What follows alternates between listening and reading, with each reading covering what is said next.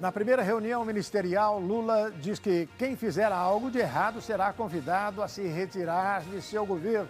Após 2 anos, Brasil retorna à CELAC, grupo de países que reúne membros da América Latina e do Caribe. Governador paulista Tarcísio de Freitas e prefeito da capital Ricardo Nunes discutem ação conjunta para Cracolândia. E uma reportagem de dar água na boca. Nós vamos conhecer as delícias da culinária do Rio Grande do Norte. O RB Notícias da Rede Brasil está começando.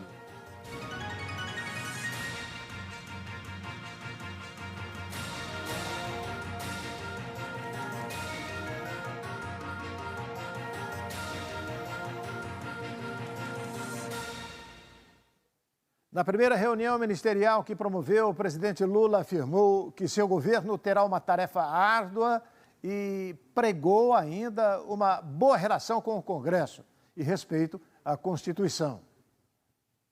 O presidente Luiz Inácio Lula da Silva afirmou nesta sexta-feira que o governo tem uma tarefa árdua, mas nobre. Pregou boa relação com o Congresso e União para acabar com as brigas familiares. Ele também cobrou respeito ao meio ambiente, às leis e à Constituição. Lula deu as declarações durante o pronunciamento na abertura da primeira reunião ministerial de seu terceiro mandato como presidente.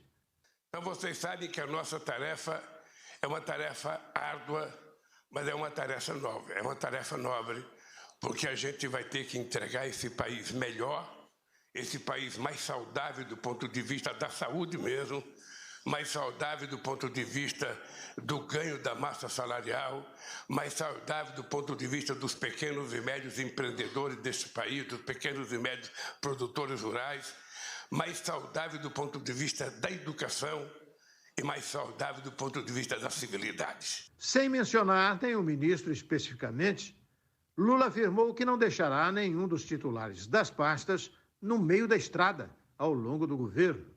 Ele disse respeitar as indicações políticas que levaram os ministros ao governo. Todo mundo sabe da nossa responsabilidade. Todo mundo sabe que a nossa obrigação é fazer as coisas corretas, é fazer as coisas da melhor forma possível. Quem fizer errado sabe que tem só um jeito. A pessoa será simplesmente, da forma mais educada possível, convidada a deixar o governo e, se cometeu algo grave, a pessoa terá que se colocar diante das investigações e da própria justiça. Reportagens divulgadas nesta semana mostram uma suposta relação da ministra do Turismo, Daniela Carneiro, do União Brasil, com um ex-militar apontado como integrante de milícia, com atuação na cidade de Belford Roxo, no Rio de Janeiro. Durante o discurso, Lula destacou a importância de um bom relacionamento com o Legislativo. Diz ter orgulho de ter montado uma equipe de políticos e que não adianta ter um governo composto por técnicos gabaritados, mas não conseguir votos no Congresso. É preciso que a gente saiba que é o Congresso que nos ajuda. Nós não mandamos no Congresso. Nós dependemos do Congresso e, por isso, cada ministro tem que ter a paciência e a grandeza de atender bem cada deputado, ou cada senador, ou cada senadora que o buscar. Em outro momento, Lula foi mais específico e citou os presidentes do Senado, Rodrigo Pacheco, e da Câmara, Arthur Lira. Não tem veto ideológico para conversar e não tem assunto proibido em se tratando de coisas boas para o povo brasileiro. Então eu quero que vocês saibam, que vocês contem comigo, porque eu tenho consciência que não é o Lira que precisa de mim. É o governo que precisa da boa vontade da presidência da Câmara. Não é o Pacheco que precisa de mim. É o governo que precisa, de um bom relacionamento com o Senado. E assim nós vamos governar esses 4 anos. E quem tem mais detalhes sobre a primeira reunião do presidente Lula com os seus ministros é o nosso comentarista Ney Gonçalves Dias. Nós vamos acompanhar. Fala, Ney. Após deixarem os celulares com uma funcionária do Palácio do Planalto, os 37 ministros de Lula entraram para o salão para a primeira reunião ministerial do governo do presidente Lula. O presidente Lula começou o encontro dizendo que o governo não manda no Congresso. Ou seja, o governo não determina a Câmara e o Senado o que eles devem fazer, mas que o governo depende do Congresso das duas casas, o que é uma afirmação do respeito institucional entre os poderes, o que não aconteceu no governo que terminou dia 31. O presidente Lula também foi enfático ao dizer que ministro que estiver envolvido em ilícito será demitido. No encontro primeiro de Lula com os 37 ministros, ficou estabelecido que o ministro Rui Costa, chefe da Casa Civil, deverá visitar cada ministro em seu ministério e acertar e discutir e trocar ideias sobre a governabilidade, sobre aquilo que o governo e o ministério desejam fazer a partir da próxima segunda-feira. Embora o presidente Luiz Inácio Lula da Silva esteja sendo apontado como tendo iniciado o seu governo, mesmo antes de tomar posse, em função do vácuo com a ausência do ex-presidente, a verdade é que, nesta reunião, ficou claro que, efetivamente, o governo do presidente Luiz Inácio Lula da Silva e dos 37 ministros o governo começará efetivamente as suas ações na próxima segunda-feira. E o PT elegeu Zeca Dirceu como líder do partido na Câmara e fará rodízio no cargo durante o governo Lula. A bancada do PT na Câmara escolheu o deputado federal pelo Paraná, Zeca Dirceu, para a liderança do partido na Casa em 2023. A decisão se deu em meio a uma disputa interna do partido.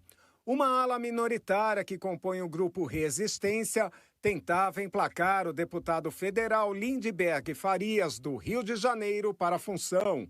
A escolha do novo líder se deu por unanimidade, após acordo entre as alas da bancada. Zeca Dirceu é filho do ex-ministro da Casa Civil, José Dirceu, um dos homens fortes do PT durante o primeiro governo de Luiz Inácio Lula da Silva. Durante o governo Bolsonaro, Zeca entrou em evidência após chamar o então ministro da Economia, Paulo Guedes, de tchutchuca dos banqueiros, durante discussão sobre a reforma da Previdência. O senhor é tigrão quando é com os agricultores, com os professores, mas é tchutchuca quando mexe com a turma mais privilegiada do nosso país. O acordo fechado prevê que Zeca Dirceu será o líder em 2023, seguido por Odair Cunha em 2024, Lindbergh Farias em 2025 e Pedro Uczai em 2026. A deputada Maria do Rosário ficará com o cargo que o PT tiver na mesa diretora, que será definida em fevereiro. O governo Lula extinguiu o programa Pátria Voluntária, que foi criado por Michele Bolsonaro. O governo do presidente Luiz Inácio Lula da Silva extinguiu o Pátria Voluntária, programa pilotado pela ex-primeira-dama Michele Bolsonaro. Desde 2019, a ação era coordenada pela Secretaria Executiva do Programa Nacional de Incentivo ao Voluntariado, abrigada na Casa Civil.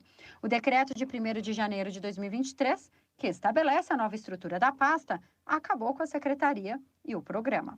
O Pátria Voluntária foi criado em junho de 2019 e era tocado por Michele Bolsonaro.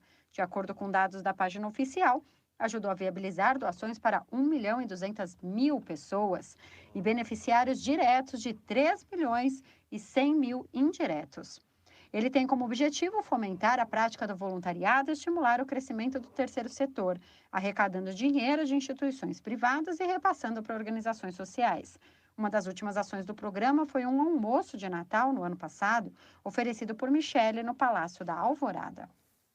O recém-impossado governo de Luiz Inácio Lula da Silva anunciou o retorno do Brasil à comunidade dos estados latino-americanos e caribenhos, e do qual o país se afastou há 3 anos por ordem do então presidente Jair Bolsonaro. O Brasil retornou para a comunidade dos estados latino-americanos e caribenhos, conhecida pela sigla CELAC. A decisão foi tomada pelo recém-possado governo de Lula. De acordo com o Ministério das Relações Exteriores, o governo comunicou aos países membros do organismo internacional, pelos canais diplomáticos adequados, a reincorporação do Brasil, de forma plena e imediata. O retorno inclui todas as instâncias do mecanismo, tanto as de caráter político como as de natureza técnica. O Brasil suspendeu sua participação na CELAC em janeiro de 2020, porque, segundo a administração de Jair Bolsonaro, duro crítico da esquerda, o organismo dava protagonismo a regimes não democráticos, como os da Venezuela, Cuba e Nicarágua. O bloco, que reúne 33 países da América Latina e Caribe, foi criado em 2010, nos anos dourados da esquerda latino-americana e com Lula como promotor, com o objetivo de promover o diálogo na região. Quando Bolsonaro retirou o Brasil do bloco, a CELAC estava praticamente paralisada, com a chegada de governos conservadores nos países que compõem a organização. E a seguir, o governo de São Paulo e Prefeitura da capital discutem plano de ação conjunto para Cracolândia. E o delegado Oswaldo Nico Gonçalves assume a Secretaria Executiva da Segurança Pública Paulista. O RB Notícias volta em instantes com essas e outras informações para você. Não saia daí. A secretária de Vigilância em Saúde e Ambiente do Ministério da Saúde, Ethel Maciel, disse nesta sexta-feira que há desabastecimento de vacinas pediátricas contra a Covid no país, mas que a pasta está em negociação com a Pfizer para tentar repor os imunizantes até o fim deste mês. Os estoques para o público acima de 12 anos estão em dia. Segundo Ethel Maciel, há em torno de 3 milhões de vacinas para crianças de 6 meses a 4 anos previstas para serem entregues pela Pfizer. Ela ainda afirma que a pasta já está em negociação com o laboratório para adiantar a entrega até o final de janeiro. Para o público de 5 a 11 anos, também tem a previsão de cerca de 4,5 milhões de doses da Pfizer, que a Secretaria tenta negociar o prazo. O novo governo de Luiz Inácio Lula da Silva, a partir de abril, profissionais de saúde, idosos e pessoas imunocomprometidas poderão tomar a vacina contra a Covid-19 anualmente. O restante da população deverá seguir a orientação de tomar 3 ou 4 doses, dependendo da faixa etária, esquema vacinal considerado de alta efetividade.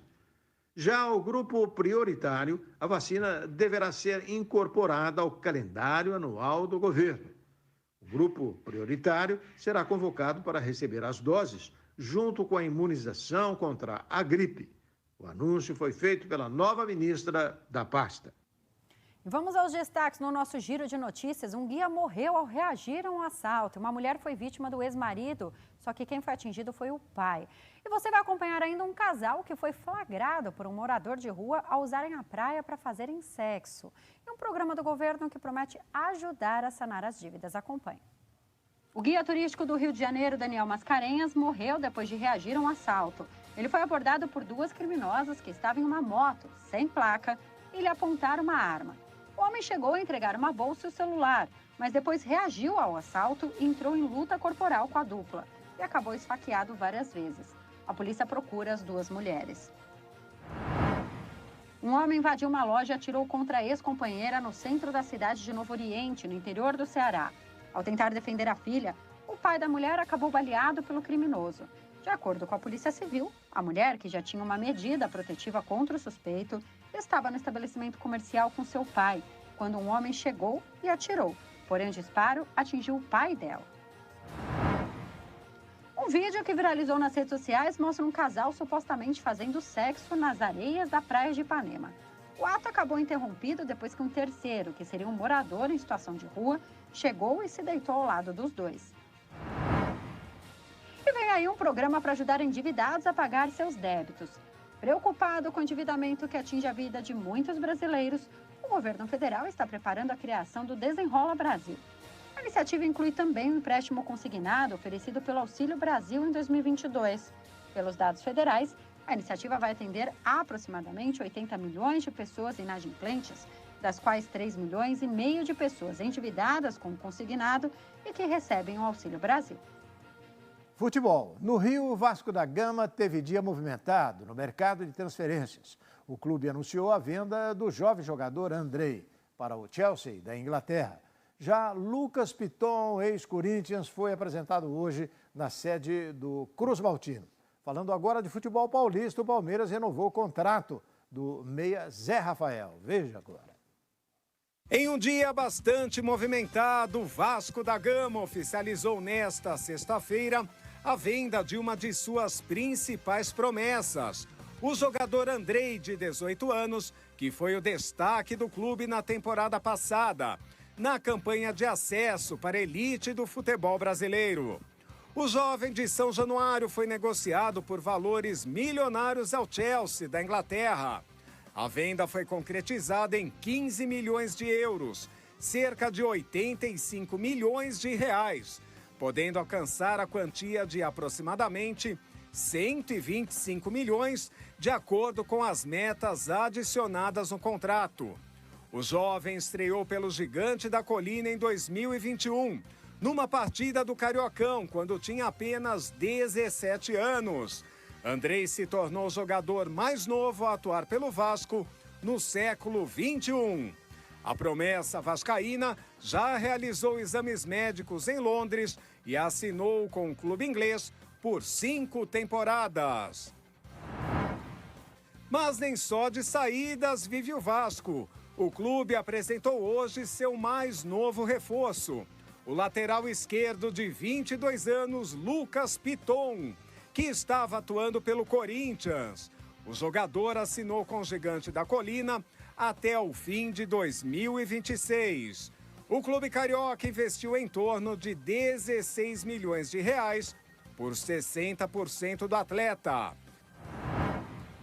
Já no mercado paulista, o Palmeiras anunciou a extensão de contrato do meia Zé Rafael.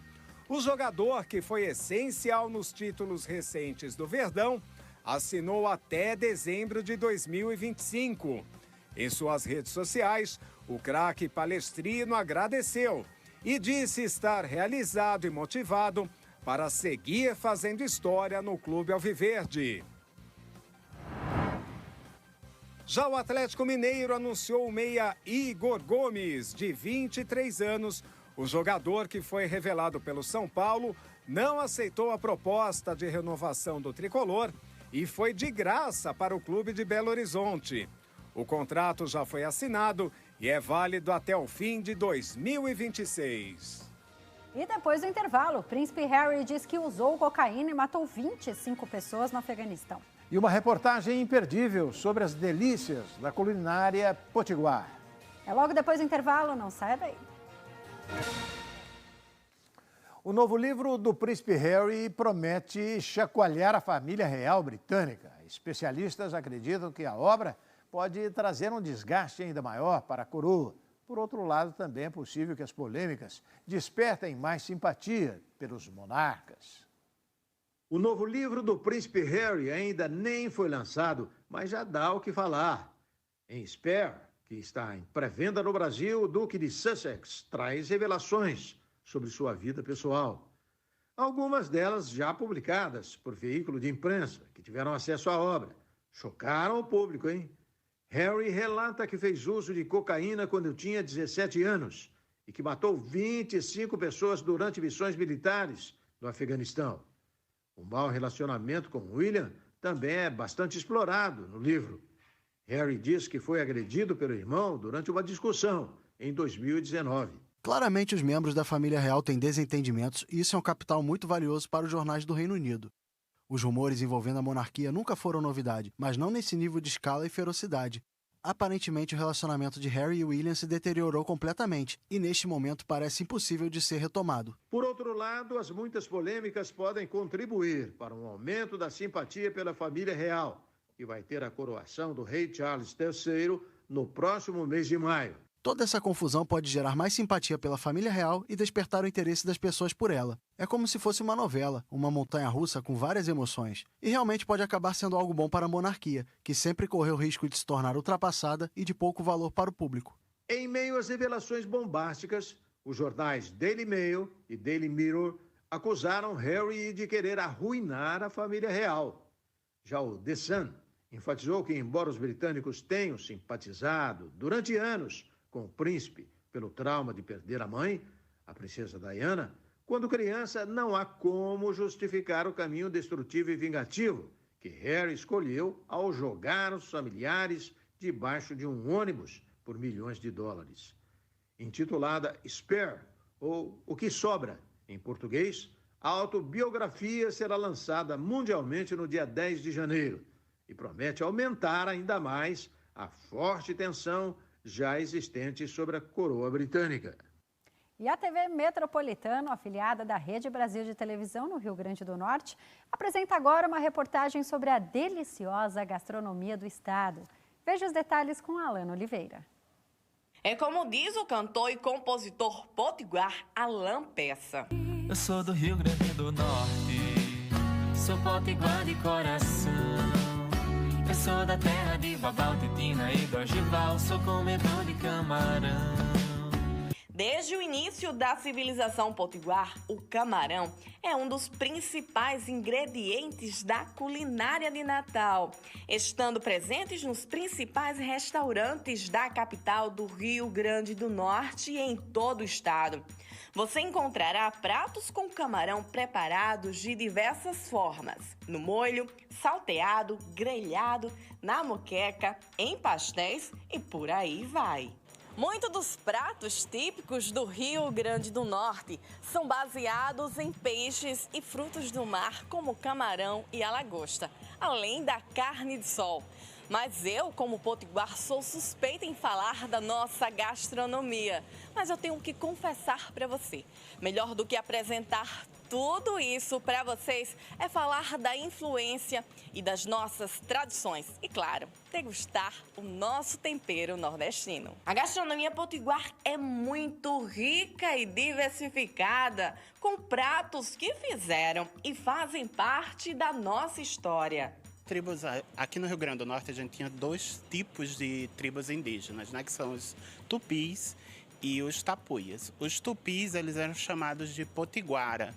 E potiguara significa comedor de camarão, né? Essas tribos, elas se alimentavam principalmente de frutos do mar, de peixe, de camarão, de caranguejo. Então, a gente abraçou esse nome, né?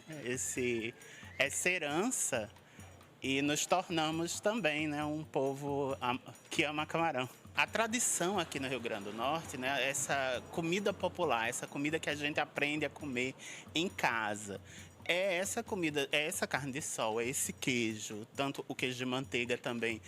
São coisas que a gente aprende a comer em casa. A farinha, a mandioca, é isso que a gente aprendeu a comer porque é nossa tradição. E às vezes a gente não valoriza.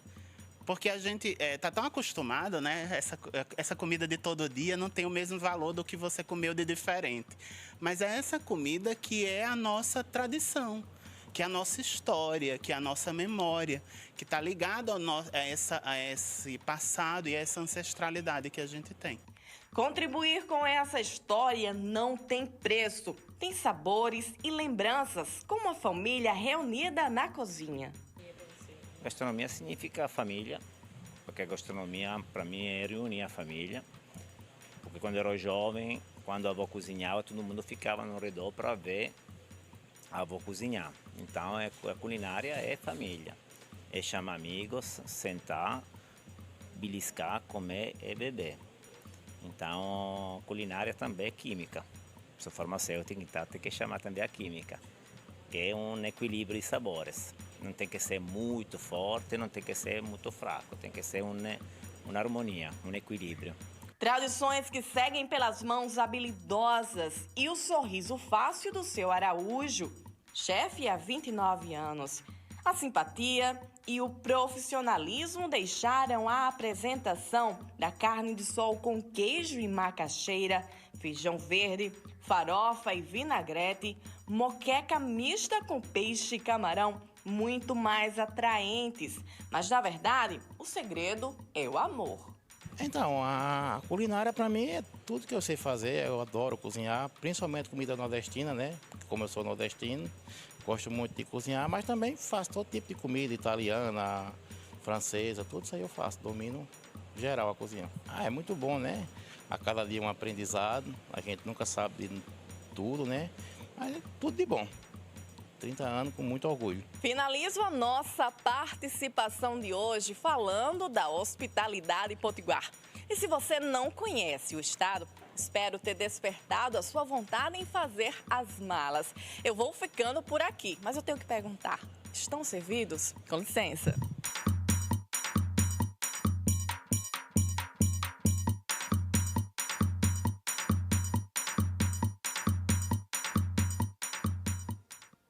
Eu tive a oportunidade de estar no Rio Grande do Norte, a comida lá realmente é deliciosa. Já experimentou? É mesmo, hein? Só que os baianos dizem que essa moqueca de camarão aí, potiguar, não é verdadeira não, porque não leva dendê, mas é muito gostosa. Eu não vou saber, mas assim, quando eu fui, eu realmente experimentei essas deliciosas comidas aí que a gente viu, que deu água na boca aqui, porque realmente são maravilhosas. Olha, e só para o seu conhecimento, Potiguara é a marca de uma caninha feita e produzida lá em Guararapes, hein? Hoje que eu fiquei sabendo do Guararapes significado também deve ter de Potiguara. alimentos muito interessantes. A gente vai pedir uma reportagem especial depois para o Mister aqui, para ele trazer para a gente todas as delícias de Guararapes, que a gente está conversando tudo isso porque hoje é sexta-feira, então... E a gente está achando o quê? Que não tem programação na Rede Brasil. Bom. A gente vai embora, o RB Notícias fica por aqui. Voltamos segunda-feira, um bom fim de semana. Até lá.